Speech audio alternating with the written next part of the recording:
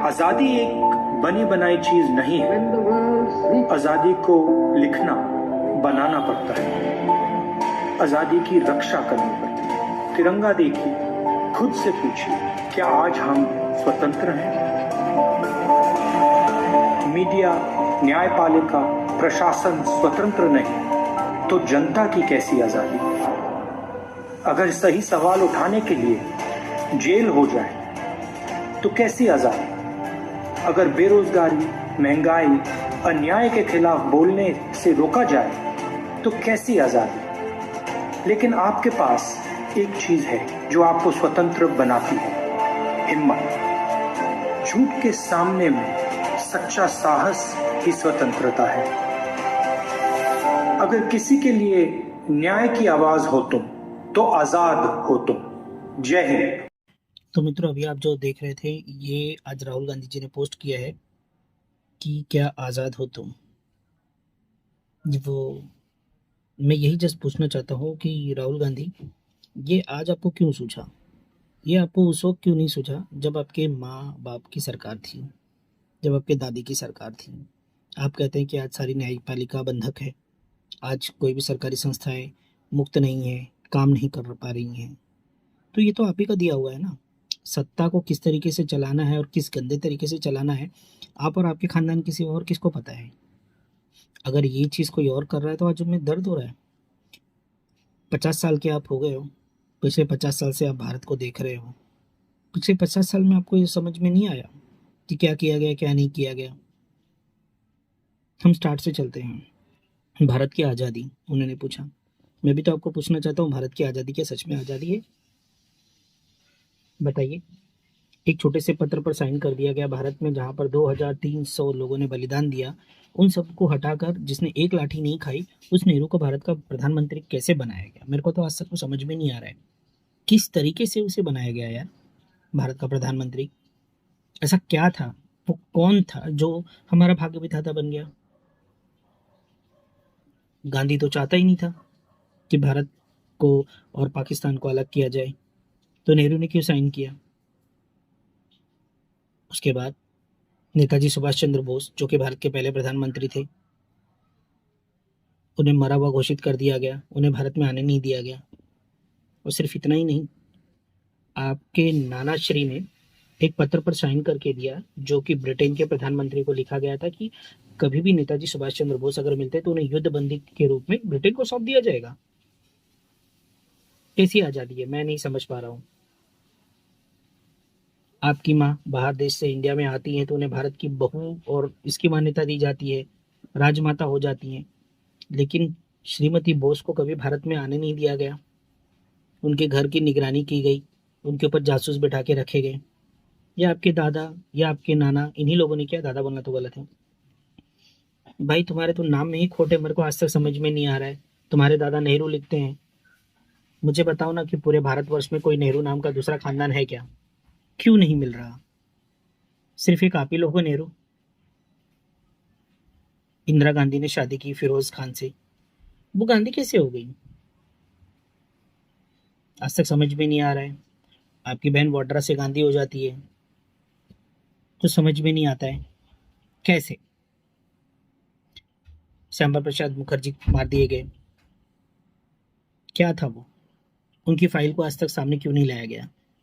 किस तरीके से टॉर्चर करके उनको मारा गया? आपकी दादी के आपके दादी के राज में, राज का कहना, राज के लिए लाल बहादुर शास्त्री जी की मृत्यु करवा दी गई, उन्हें मार दिया गया जहर देके। जिस रसोइये ने जहर दिया वो भाग के पाकिस्तान चला गया, जिसे आपकी दादी आजीवन पेंशन देती रही। क्यों? आपकी दादी ने इमरजेंसी लगाया, क्यों? जरा बताएंगे। तब आजादी कहाँ गई थी? क्या तब भारत आजाद था? बताइए। तब आपका भारत आजाद था तो आज भारत क्यों नहीं आजाद है? तब हम कुछ बोल नहीं पाते थे, आपके खानदान के बारे में जो बोलता था तो उसे मार दिया जाता था। आपकी माताजी क्या काम करती थी लंदन में? बताइए, पब्लिक को सार्वजनिक कीजिए। आपका खानदान ऐसा कौन सा जॉब करता है, ऐसा कौन सा बिजनेस करता है जिससे आपको इतने पैसे आते हैं? सार्वजनिक कीजिए, जानना चाहता है भारत। आप अमेरिका में क्यों बैन हैं? आपके रॉली विंची के नाम के पासपोर्ट क्यों हैं? आप लंदन के नागरिक क्यों हैं? बताइए। आप दुनिया को बताते आपने शादी नहीं की। हमने सुना है कि भैया आपकी 2-2 शादी हुई है। कोलंबिया के ड्रग माफिया से आपकी शादी हुई है, उनकी बेटी के साथ में। आप बैंकॉक जाते हैं अपनी दूसरी पत्नी से मिलने के लिए। इसका एक्सप्लेनेशन दीजिए। हम भी चाहते हैं कि आप इसको एक्सप्लेन करें। आप सच्चे हैं, बहुत सच्चे हैं, तो एक्सप्लेन कीजिए, बताइए। एक-एक करके सबको खत्म करवा दिया जा रहा है। इंदिरा गांधी जी के साथ क्या हादसा हुआ था वो बताइए।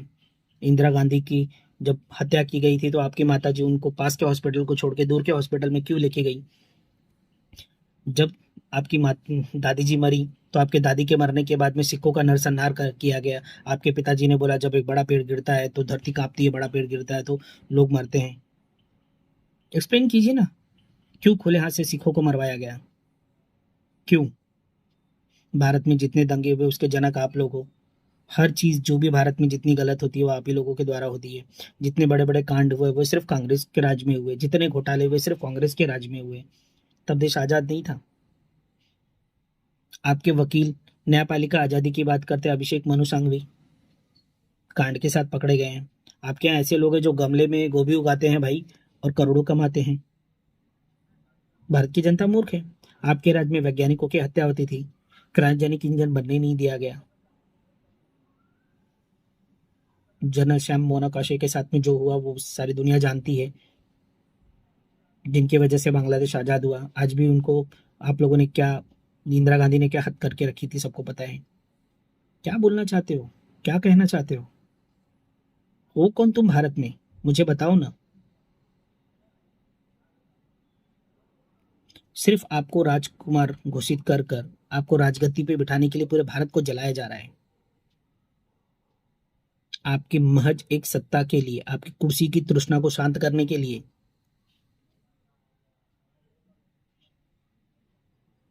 आपका डिटेल दीजिए, बताइए आप लोग क्या काम करते हैं, क्या करते हैं जिससे आप इतना पैसा कमाते हैं? कहाँ से आता है आपके पास में इतना पैसा? सार्वजनिक करिए, बताइए। आप 2 लोग हैं, माँ और बेटे, और 2 बड़े बड़े आलीशान बंगले में रहते हैं। भारत के टैक्स पेयर के पैसे को आप यूज करते हैं। क्या है? कल तक जिस ट्विटर को आप गाली दे रहे हैं, कल जब इसी ट्विटर ने भारत के राष्ट्रपति और इन सबों के साथ बदतमीजी की तब आपने कहा ये तो आजादी है, ये है, वो है। और अब उसी ट्विटर ने जब आपको बैन कर दिया तो आपको मिर्ची लग गई। अब वो ट्विटर खराब हो गया। चाइना के साथ आपका डील है, एमओयू आप साइन करते हैं। किस हक से आप जाके साइन करते हैं जबकि आपका रॉबर्ट प्रधानमंत्री था? आज भारत का 75वां आजादी है, आजादी की सालगिरह है, तो उस पर आप ये सड़ा हुआ वीडियो डाल रहे हैं कि क्या हम आजाद हैं? अरे लोकतंत्र की हत्या तो तुम्हारे राज्य में हुई है, कांग्रेस के राज्य में हुई है। इमरजेंसी का काला सच सबको पता है। लालू मुलायम ये सब सब आप ही के इमरजेंसी की पैदावार है। राम मनोहर लोहिया के साथ आपने क्या किया सबको पता है। आप दूसरे की बात करते, सीताराम येचुरी के साथ क्या किया आपने, पीवी नरसिम्हा राव के साथ क्या किया आपने और आपके इसने, आप खुद जानते हैं।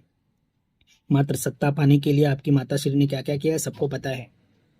जब वो भारत नहीं है आपके राज का, कि जब आपके समय में एक फेसबुक पर आपके खिलाफ कुछ लिख दिया जाए, डाल दिया जाए तो उसे घर से उठा लिया जाता था, आप उसके अकाउंट को बैन कर देते थे। अरे आप लोगों ने भी तो काफी कुकर्म किए हैं। ये उसी का फल है कि आज तुम बैन हो रहे हो। आज एक देश की सेवा करने वाला कोई व्यक्ति आया हुआ है तो आपको मिर्ची लग रही है। अरे तुम में इतनी ताकत थी, तुम्हारी सरकार में इतनी ताकत थी तो तुम ये सब चीज करते ना। ये सब परियोजनाएं तुम भी तो कर सकते थे, तुम्हें भी तो सत्ता हाथ में मिली थी। 70 साल राज किया है तुम लोगों ने, सिवाय खाने के क्या किया है? तुम्हारे इटली के एंटीक शॉप को जाके देखो तो पता चलेगा तुम्हारी मामी, नानी, दादी, चाची, काकी क्या है, किनके नाम पे तुम लोगों ने क्या क्या किया हुआ है। किस हिसाब से वीआईपी बन के घूमते हो। लोकतंत्र में तुम लोग नगा नाच मचाए हुए, संसद में तुम हंगामा करते हो रोज तुम लोग। सबको पता है कि तुम लोग झूठ बोल रहे हो। हिंदू एक्ट लाने की कोशिश की गई, तुम्हारे राज्य में साबानो केस हुआ है, तुम्हारे बाप के राज्य में। फिर मुझे ये बताओ कि अमेरिका में क्यों बैन हो तुम, क्यों तुम्हें अमेरिका नहीं आने दिया जाता है? उस रात की काली सच्चाई क्या है? जो सब जगह पर दबी जबान में बोली जाती कि तुम्हें ड्रग के साथ में पकड़ा गया था और तुम्हारी माँ भागते हुए हिंदी पिक्चर की विधवा माँ की तरह भागते हुए गई थी अटल बिहारी वाजपेयी जी के पास और उन्होंने तुम्हें बचाया है।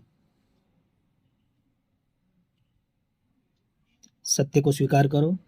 देश के विकास के लिए काम कर सकते हो करो, वरना इस देश को छोड़ के चले जाओ। ये देश तुम्हारा नहीं, हम जानते हैं। वैसे भी एक विदेशी से उत्पन्न बालक कभी भी उस देश का नहीं होता। ये चाणक्य में लिखा गया है, बोला गया है। अगर नहीं पता है तो वापस से पढ़ लो। तुम सर्वथा अयोग्य हो। 50 साल की उम्र में भी तुम अपने आप को राजकुमार घोषित कर रहे हो। अरे हमारे यहाँ बूढ़ा बोला जाता है भाई, समझे क्या? बुढ़ा गए हो, और जैसे जैसे बुढ़ा रहे हो ना, सठिया रहे हो। सत्ता पाने के लिए वो गंदी हरकतें कर रहे हो तुम लोग कि क्या बोली जाए, मतलब गाली तो दे नहीं सकते।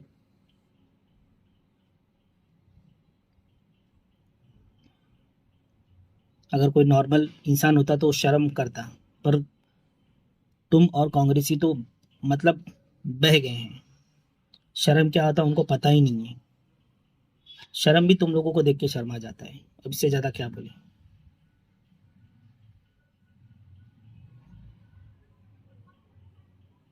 तुमसे ज्यादा ज्ञान मेरा छोटा सा 10 साल का बच्चा रखता है। देश की आजादी का हकीकत उसे पता है। नेहरू की हकीकत उसे पता है कि नेहरू नाम का कोई होता ही नहीं है।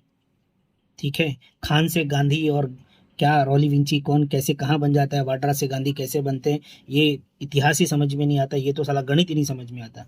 तुम इतने बड़े वैज्ञानिकों के आलू से सोना बनाते हो, समझ में ही नहीं आता है।